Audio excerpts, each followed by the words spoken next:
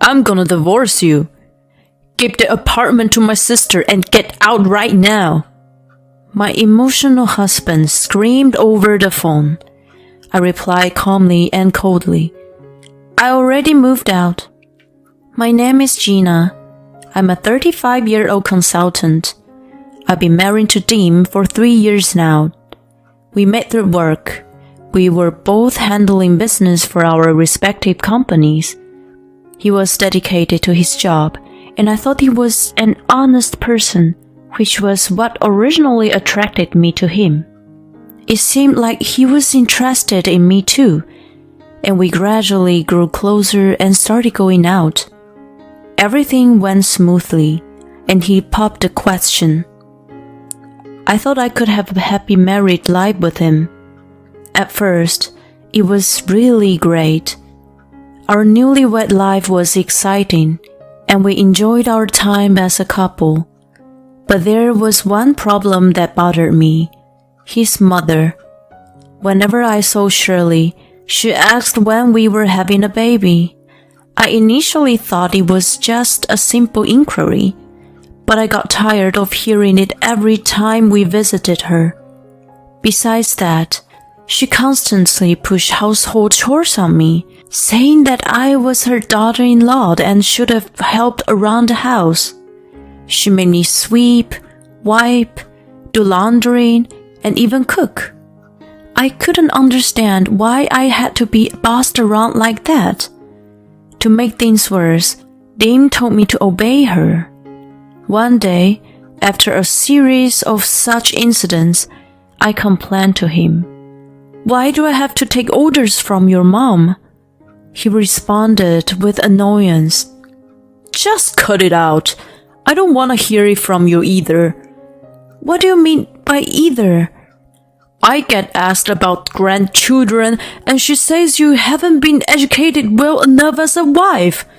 Besides, she's the one who covered the wedding expenses, you know. You should listen to her, okay? What are you talking about? It's the first time I heard about this. When we got married, he had told me he'd covered the wedding and had paid about $20,000. I was impressed and thought he was a responsible person to have such savings. But it turned out he had just taken the money from his mother. I was completely disillusioned. You should have been honest from the beginning. Sorry, but I was worried that if I mentioned it, you might dislike me. I found his behavior dishonest and questioned his character. We owe her a lot, so please be nice to her. He begged me to understand. I realized that if she had indeed paid for our beautiful wedding, I should be thankful. By the way, my father-in-law had already passed away and she was living alone. She paid a significant amount of money for us, so I felt grateful. When I visited her after that, I thanked and apologized to her. Listen, Shirley, I didn't know you covered the wedding expenses. I'm sorry for not expressing my gratitude earlier. Thank you so much. She wore a smug expression on her face and responded, I couldn't help but think how incredibly rude you are. Oh, I'm sorry. If you're really feeling remorseful, then get to work on the chores. Sure. I sighed, resigned to the fact. Her house was much bigger than ours, so the chores were incredibly taxing. To make matters worse, Dim wanted to visit her about 3 times a month. It's not nice to leave my mom all alone, you know? We should go and check on her. I started to feel like there was no need for me to accompany him every time. When I brought this up to him, he was adamant that we go together. It showed that we're a close couple. She can interact with me while you help her with the chores. We can divide our task efficiently, so it's better for both of us to go together. Seriously, it made no sense to me. I thought he should take up on the chores then. However, he seemed convinced that he was right and didn't consider my perspective. As a result, I found myself in an unpleasant situation a few times every month. Oh boy, Gina, you're really not good at cooking. I wonder how you managed to make everything taste so terrible. Well, everything tastes bad compared to your cooking. Oh, Dean, you always say such nice things. I'll cook next time then. I was relieved that she'd take over the cooking, thinking it lessened my burden on our next visit. However, her cooking was incredibly salty and unpalatable. It was evident that she used seasoning heavily, and even a small bite was enough to make me lose my appetite. Nevertheless, Dean happily exclaimed, "See, your cooking is the best." Oh, Dean, you really get it. Gina's food doesn't have any flavor at all. I thought, no way. It's just that your cooking tastes like nothing but salt and herbs. They completely overpower the natural flavors of the ingredients. She looked at me with a satisfied expression and asked, "So, how is it? Delicious, right?" Yes. I forced myself to finish the plate, but I felt incredibly nauseous afterward. I told myself to cook from next time, but then I thought I'd rather not have a next time. It didn't make sense for me to accompany Dean, so I came up with a plan the next time he wanted to visit her. Oh no, I seem to be running a fever. Really? Yeah, it's 100.6 degrees Fahrenheit, but Shirley wants us to come together, right? Don't blame me if I pass it to her. Upon hearing this, Dean became flustered. No, you don't have to come. I'll go alone. You stay home today and get a rest. I internally celebrated the success of my plan with a triumphant cheer. It had been a while since I had quality time to myself, and I could finally relax and recharge. Dean decided to spend the night at Shirley's place, giving me even more free time. That made me realize how much I needed to have some time to myself. So, I started using the same strategy every 2 or 3 times. But if you overuse the sick day, it was bound to raise suspicions. Do you really have a fever? Well, the thermometer says so. Then measure it again right now. I hesitated, thinking my scheme would be finally discovered. While measuring my temperature, I slightly rubbed the thermometer to make it read high, but if I had to take it in front of him, I couldn't do that. See, it's 96 degrees Fahrenheit. It's not a fever, but it's even on the lower side. Have you been deceiving me all this time? Lying to your partner? That's just not cool. You were the one who lied to me first, you know. What did you say? Remember when you tried to look cool and claimed you paid for the wedding? You're not different. God damn it, stop bringing up old stuff like that. Anyway, we're going to Mom's. You better apologize to her. Yeah, right. I'm not going anymore. Don't be so selfish. Don't act like the world revolves around you. You're no exception to what was said, you know. Don't assume that I should always obey you in everything. Anyway, I won't be visiting your mom so often. If you're concerned about her, go on your own. Never mind then. He seemed taken aback that I was standing my ground, and eventually gave up for the day, leaving on his own. If we had to fight like that every time, it'd take a toll on me emotionally. I wonder if there was a better solution. I could have figured it out on my own, so I went to consult with my parents. Oh dear, so that's what's been going on. That sounds a bit selfish of him. Yeah, no matter what I said, he always prioritizes his mother. Even when I don't want to go, he forces me. I've been thinking about separating for a bit. When I explained the situation, they came up with a suggestion. How about living in one of the apartments we own? Really? Is that okay? I knew they invested in real estate. They earned quite a bit from rental income. Plus, my dad had a well-paying job at a large corporation, so they had substantial funds for investment and owned several properties. They offered to let me use one of them. It became vacant recently. We were in the process of finding a new tenant. You can use it as a second home. Whoa, thanks. I immediately moved the essentials to the new apartment. I bought some appliances like a fridge and a microwave and some low-cost furniture.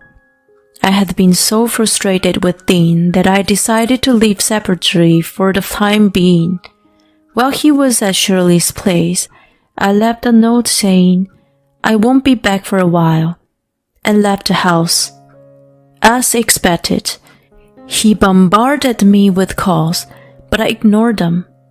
After about a week, I was shocked to see him waiting in front of the apartment building. Why are you here? You're having an affair, aren't you? What are you talking about? There's no way. Then whose apartment is this? I've been following you and seeing you return here every day after work. You're an only child, and your parents live in the house, right? So the only explanation is that you've been going to some other man's place. I was completely disgusted by his behavior. That's so creepy that you've been following me around. It's your fault for suddenly leaving me. I'm renting this place by myself. It's just me here. Don't try to feed me such an obvious lie. Then why don't you come inside and see yourself? I reluctantly let him into my apartment. There was no evidence of another man living there. He searched the entire place, but found nothing. It seemed he finally believed me. Why did you rent this place in the first place? Why don't you ask yourself that question? You should realize how carelessly you've treated me all this time. What? I've been considerate of our life together. What about your mother? You tried to force me to visit her even when I didn't want to. Did you ever consider how stressed I was? She has always been kind to you and tried to teach you how to handle household chores. Kind? It's ridiculous to interpret her behavior as kindness. She's been bullying me. She wouldn't do that. If things haven't changed, then get out. There's nothing more to say to you. I firmly told him to leave. He was shouting, but when the next door neighbor complained about the noise, he hastily left. I was freaking out that he had discovered me, but I couldn't back down. I decided that I wouldn't return until he showed genuine remorse and committed to changing his ways. If things remain the same, we should just get a divorce. Just as I was thinking that, he did something totally unexpected. One weekend, he suddenly showed up at my place again. What's more, he brought his sister with him. What are you doing here, Kathy? Whoa, this is quite a nice place. She casually walked in and inspected the place. I told you it would be perfect for you. Dean followed her inside. What's going on? Why did you bring her here? I didn't have a good relationship with her either. We only saw each other during holidays, but she had always been critical for me, often joined Shirley to making my life difficult. So I didn't have a favorable impression of her. Okay, I'll take it. What the heck does that mean? I mean, I live here. I'm moving next month, so please take care of things. Oh, and the rent as well. I was utterly baffled. You moved out of here and live with Mom and me. Are you kidding me? I've decided to move in with Mom. So stop being stubborn. Come home and start packing. I'd had enough. There was no point in being a part of the family with them. I had made up my mind to get a divorce, so I remained silent. They must have assumed I had agreed. They had left with smug expressions. After they were gone, I took immediate action. I explained the situation to my parents and decided to move out. To avoid being followed again, I also asked my office to follow me to work remotely. My parents swiftly handled the situation and found new tenants for the apartment. The location was excellent, and it was a spacious and clean apartment, so they quickly found someone to move in. I then found a new place to live in a different area from where Dean resided. Since I no longer had to go to the office, I didn't need to be in the area where I most likely bumped into him. I completed all the necessary procedures in no time and was able to leave alone safely. Soon enough, Dean called me incessantly. Hey, where are you now? I told you to come back, right? We're supposed to move in with Mom, so hurry up! We still have so much to pack. He angrily shouted. Too bad. I won't be living with you guys. Why should I have to live with someone who bullies me? Then I told him this. He lost his temper. Stop messing around. How selfish can you be? I'll divorce you, you know. Give the apartment to Kathy and get out of there right now. He was worked up and screamed over the phone. I responded calmly and coldly. I've already moved out. I've been living somewhere else. He must have been surprised and calmed down a bit. You should have told me that sooner. I'll let her know. If you already moved out, then stop being stubborn and just come back. You actually miss me, don't you? I was amazed by his optimism. I don't know what you're trying to say, but I'm quite busy right now, so I have to go. Then I ended the call. I intentionally avoided any further contact for a while. After some time, I got a frantic call from him again. Hey, what the heck is going on? Why is there already someone else living in that apartment? Kathy and I were almost mistaken for trespassers, and the police almost got involved. I couldn't help but burst into laughter. I wished I could have witnessed the scene. Who told you to let her live there? What? That apartment is owned by my parents.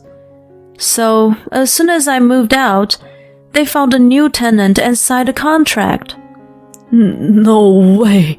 So, where's she supposed to live now? Well, she could move in with you guys, right? Don't be ridiculous. I won't let you get away with this once you return. Whatever you say. We're getting a divorce for sure. Huh? I've already made up my mind to serve times with you guys. I won't be living with your mom in a million years. What? Divorce? Are you serious? I'm always serious.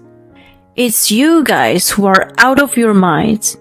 Well then, let's discuss things through lawyers. Then I hung up the phone. Later, I demanded a divorce through a lawyer. I also sought compensation for the emotional distress I had suffered due to the harassment from the three of them. They were completely flabbergasted by the fact that I went after them. At present, they are living together at their family home. Shirley squandered her late husband's inheritance, and Kathy doesn't work or do any housework. All the financial burdens have fallen squarely on Dean, who doesn't have a particularly high income. As a result, They're living a financially strained life. They brought this upon themselves, and it serves them right. On the other hand, I'm comfortably continuing my life, working and enjoying living alone. I plan to increase my savings for a while, discover some hobbies, and continue to build a fulfilling life.